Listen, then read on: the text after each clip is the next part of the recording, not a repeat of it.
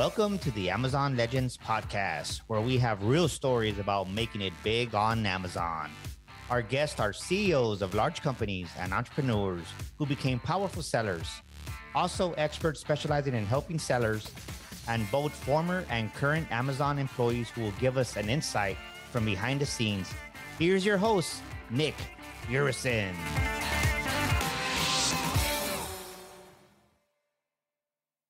Nice. Okay.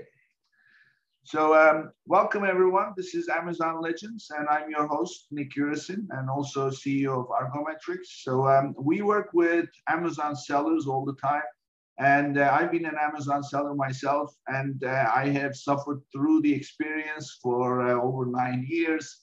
And I really feel for anybody who's selling on Amazon. So we have here Meredith Moore. Meredith Moore is Vice President of Restbar, and she's, I believe, just started selling. And but she's gone through a process, and she's still going through a process. So we want to learn all about her experience and her real life stories. And without further ado, so Meredith, so welcome to the show. So tell us, before we jump into the Amazon story, tell us about yourself and your personal background, where you're coming from, how did you end up in Restbar and what Restbar does, and anything that would be useful to giving us your Amazon story. Okay, thank you, Nick. I am the Vice President of Operations for Restbar LLC. We are a small company that manufactures and sells products for restaurants and bars, and that can also be used in your home or office. So my background is I'm a chef by trade. I've been in the restaurant industry for over 25 years, and we designed and developed our first new product called the LidPal. It's actually a soft rubber glass lid that can be put over most cups and glasses. And you can either buy a standard lid that we have printed, or if you're a company, you can actually design your own lid. So your customers are restaurants, is that right? Some of our customers are restaurants, yes. Okay, so I mean, this is, having just gone through the pandemic, this must have been a pretty trying time for you guys and also your customers. Yeah, so when we originally developed the product, we developed the product with bars and restaurants in mind. And then COVID hit. So we sort of needed to think outside of the box. It's a great product to advertise on for any company to use as a giveaway. So they can use it for advertisement. It's great for the everyday consumer because you can buy 1 or 2 of them. We do have 4 different standard lids. So on Amazon, that's what we're trying to market towards, is the everyday consumer who wants to buy it for their home. Okay, so tell me a little bit about how you came up with this product. Was that because of COVID, or was that something in the back burner, and then when COVID hit, you said, okay, let's get into this and let's build it up? How did that work out? So actually, the product was designed because I actually had something put into my drink 2 different times in a bar. So we developed the product with the idea that it would help to keep that from happening to people, as well as if you're sitting outside on the patio, enjoying a cocktail or a glass of wine, it also will keep out the bugs and anything else flying around in the air. I see, that's great. So now the product is obviously out for sale, so you're selling that through your channels, and now Amazon. So tell me about how you decided to sell on Amazon, because this is, yes, you did say consumers can buy 1 or 2, but really, I'm assuming this is best for businesses, right? Well, I think it's a little bit of both. It's great for consumers. On Amazon, we are marketing it to sell it in a package of 4. Mm-hmm. So, it's great for people on their patios. Like I said before, to keep bugs out, or if they're at a picnic, an outdoor event, it's a great little lid to just stick on top. It's colorful. And it's a lot of fun. Yeah, so it is true. So it's not for businesses. It's really, you can make any kind of play here, B2B or B2C. So how did you end up deciding? What was the process? Was somebody telling you, well, why not Amazon? Or is that something that you figured out or you always wanted? No, so when we decided to want to hit the everyday consumer, we decided that would be a great avenue to be able to get our product out and to have a lot of people see and view the product. And so how did you go about it? Did you reach out to Amazon or did you just go on their website? How did you end up creating your account? So I just went on to Amazon and I created a seller's account. And what I can tell you from my end is that it's very, very frustrating. There's really they say there's resources available 24/7. And I have not been able to tap into a resource yet that can give me a direct answer to any of my questions. So give us some examples of the reasons for frustration. Well, so the first thing that they don't really tell you about is when you sign up for a seller's account, you cannot get started right away. They do a lot of verifications, which is understandable. But so it takes a few weeks before you can actually even get started. They want to do an address verification, and then they want to have a Zoom call with you so you can prove that you are who you are, which that's understandable because I do understand they want to make sure that you're legitimate and you're really going to be selling to their customers. But then after that, setting up the product itself is not very easy. So our product is our own brand. So you have to fill out a lot of forms and get a lot of permission to even put your product on the website. And then once you figure out how to do all of that, you get on the website and you fill out the form to put your product on, and it's really just guessing. There's not a lot of things to tell you what to do. So for example, in our listing, we put comes in many different colors. And that's something that you're not allowed to do on Amazon on your listing, which doesn't really make sense to me. I don't know why they wouldn't want you to put that in your thing, but in your listing. But if you haven't read that before, then it's sort of hit or miss. And so when they reject your listing, they don't tell you why. You sort of have to guess. Yeah, it's all automated, right? This is unfortunately to handle the millions and millions of sellers and millions of billions of listings. It's all automated. So there isn't a human being to explain really what's going on. Right. So, but it can be very frustrating, especially if, this is the first time that you're doing it. Another thing is that we wanted to advertise our lids as like to protect you from germs such as COVID-19. And that's another thing you can't say in your listing is COVID-19. Yeah, that's a real red flag. The moment that you say anything like that, now all kinds of red flags go up. in terms of regulation? What are your claims? And are you who you say you are? Or can this product really do it? And yeah, I can see that happening. Have you ever done any research into keywords and keywords analytics and things like that before you created your listing? So I did a little bit of research with keywords and listings. And one of the things that's very frustrating is in the ad, in the ad itself, one of the tabs is keywords.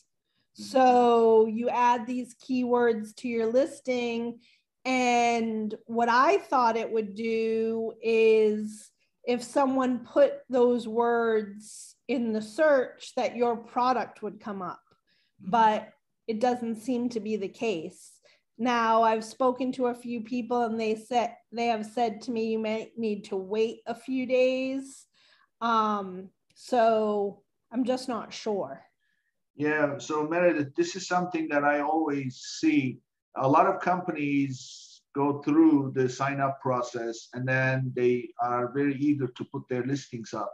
And then once the listing goes up, they want to start seeing some kind of results, but the results never come. It's like the movie, you know, if you build it, they will come. It just doesn't, it doesn't really work that way. Right. So, and because there is a whole process that you need to follow. So Amazon is all about numbers and analytics and things like that. So, so as far as your, I heard you mention that it's your own brand. So tell me about your brand. How did you go about getting that on Amazon's brands list, or what they call brand registry? Are you familiar with that? Have you gone through that process? I am. I haven't gone through the process, but just this morning I did a little bit of research on it. My brand is trademarked, so I don't think it will be a problem for me to go through brand registry. But my only question is there an extra charge for brand registry? Once I go through the process, you know, how is it going to help me? Is it going to automatically help me because I went through brand registry just by filling out a few things? Or so, you know, I sort of see the benefit, but I'm just not sure exactly how it works. So let me give you this, because this is like one of the most popular things about creating your own brand that everybody seems to be doing. So just as a backing up a little bit, Amazon has a business philosophy that every seller needs to adhere to. But this business philosophy is really something that lays down the path to everything that you need to do. They call it, Amazon is here to provide the best customer experience. If you think about that best customer experience, that means that in Amazon's books, before somebody places the order, it needs to be the best kind of information to provide on your listing. So therefore, your pictures, your descriptions, your videos become very important, and you get rewarded if it's best, if it's up to their standard. If not, you get penalized. Penalizing is not charging you money. It's basically you don't show up anywhere. So another thing is ratings are very important. When your listings goes up, obviously people buy and then they leave a feedback on the seller, as well as they rate the product.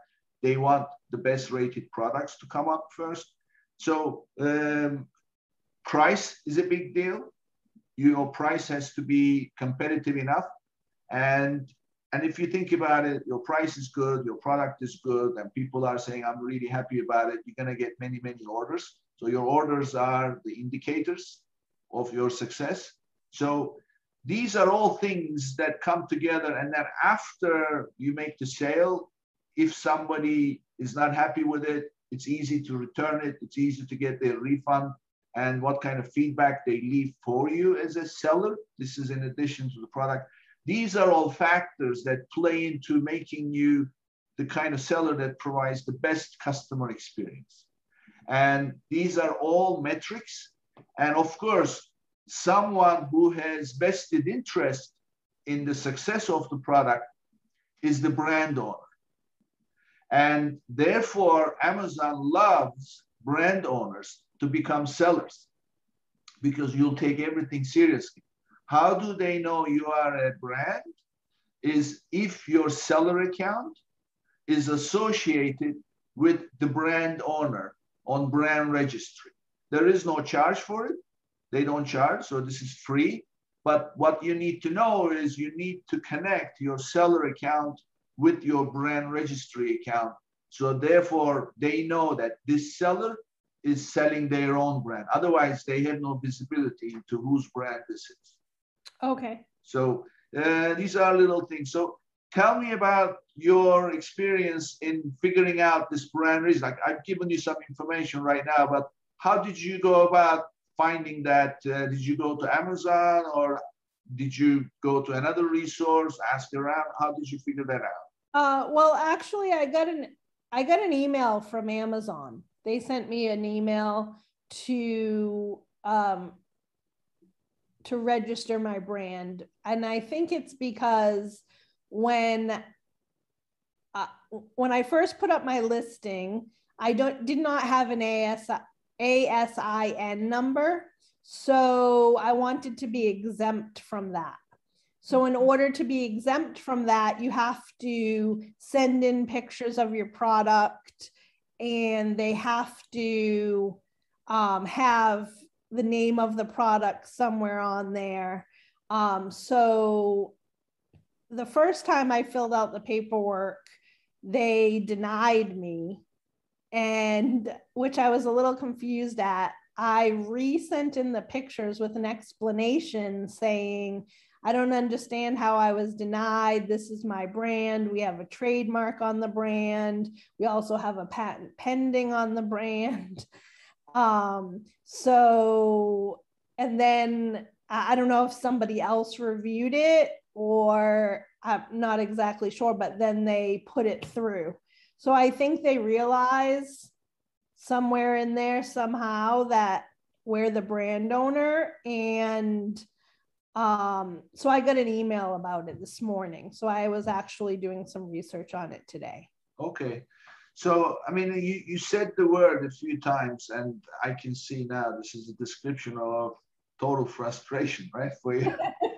It is. So, I mean, I guess you're trying to figure out, am I here to run a business or deal with all this? It sounds like a lot more red tape than it's worth. Well, it's very frustrating not really knowing much about selling on Amazon. You would think they make it sound like it's very simple. Yeah. Any research that you do, they make it sound like it is very simple, and all you have to do is put your information up and your product's going to come up right away after it's up. So I finally did get our 4 products up and approved. So they're up, but I'm sure if you were to go just on Amazon, like on an account that you're buying from, and try to find it, unless I gave you the brand name, you wouldn't be able to find it. Yeah. I mean, this is a $6 million question. How do you get your product to come up when somebody searches for it? So it's a science. And by the way, nothing that works today doesn't mean it's going to work forever, because Amazon is constantly changing the rules, primarily because people are figuring it out. And when they figure it out, they start to really abuse it.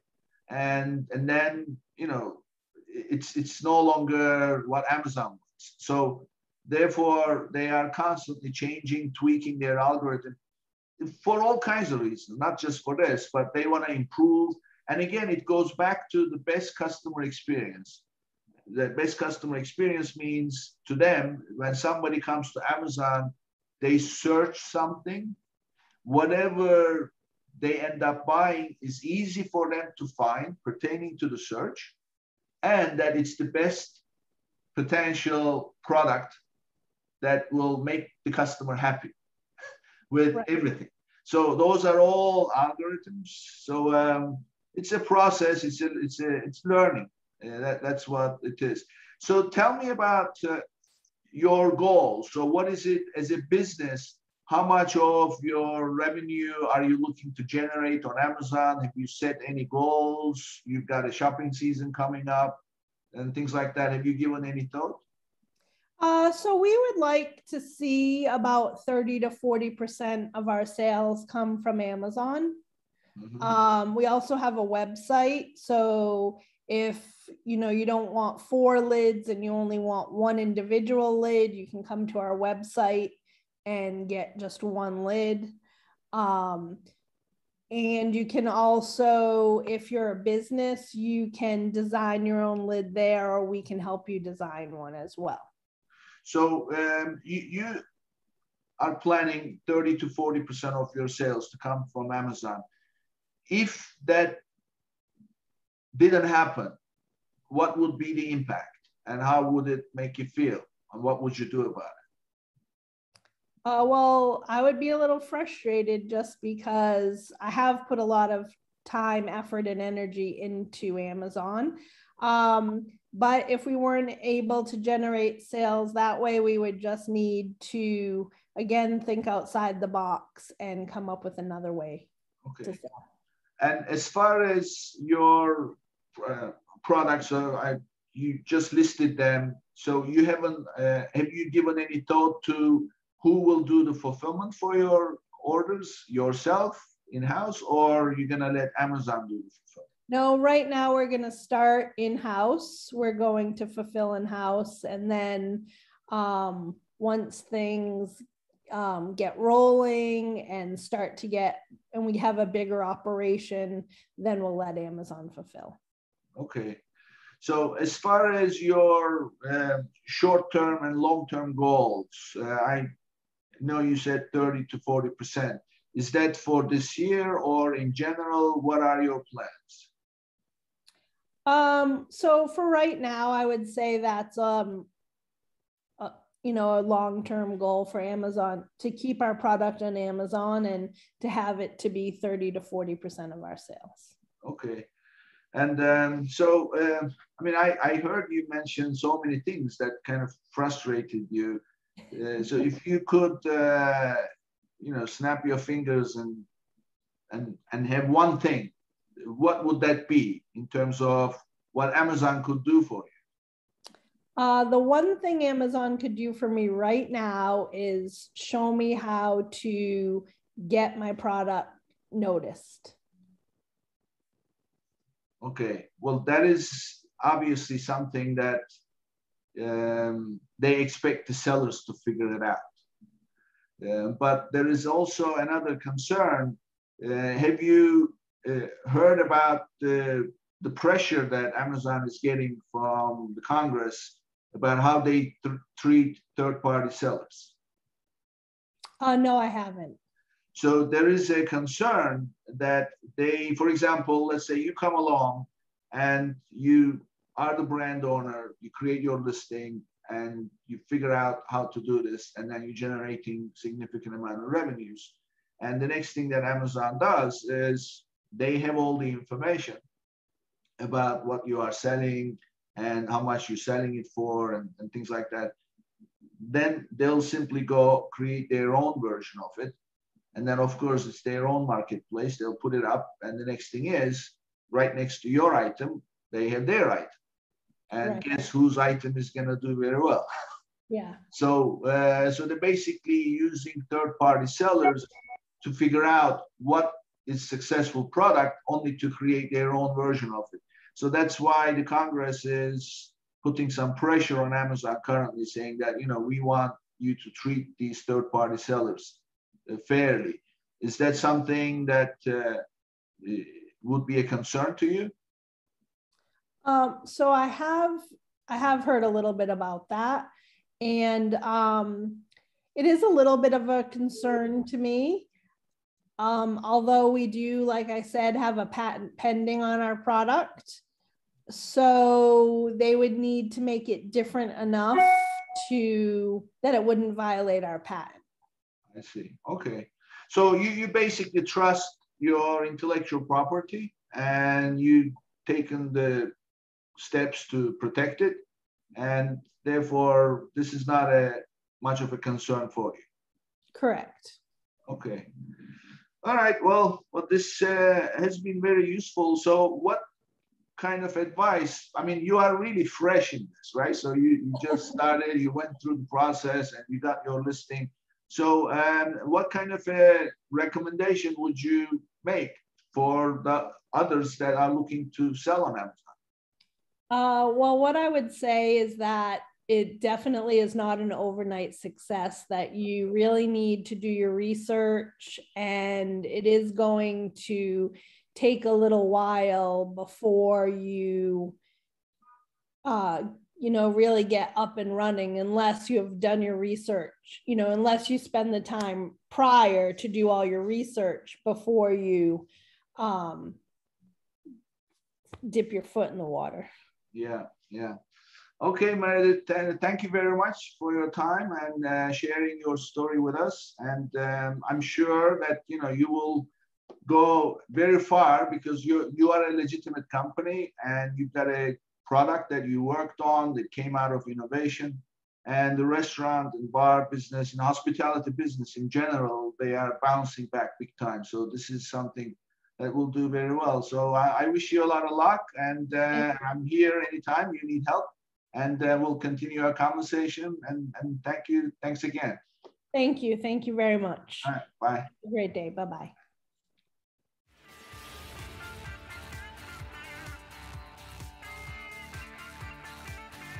Thank you for tuning in to today's episode.